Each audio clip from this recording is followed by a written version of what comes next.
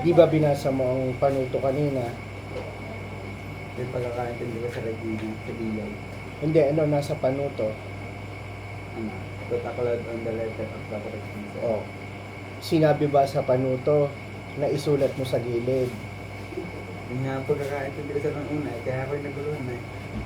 Ano ba ang translation ng put a cloud? Isulat sa gilid? Kaya hindi sir, sulat din sa letter. Ano? Sulat din sa letter. Oh. Naintindihan mo pala ang direction eh. Bigyan pa rin ang ginawa mo. Kaya sir, wala na.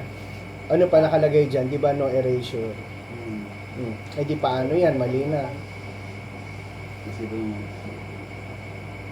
Ano nakalagay? mabuti bago isulat. Isipin mo nang mabuti bago isulat. Dahil ayoko naman kayo yung basta-basta lang ng sulat ng sulat. Dapat kayo matuto din ng mga life lesson. Diba tayo padalos-dalos sa mga desisyon natin?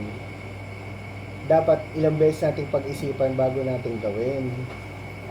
Tsaka ganyan talaga, Gusto ko lang mag-cry. mag-cry. May mga pagkakamali talaga tayo na hindi na pwedeng balikan. Pero pwede tayong makapulot ng aral. Yes, O ngayon, dyan sa iyong nagawa, may mapupulot kang aral. Ano? Gayan din ang panuto sa isang exam.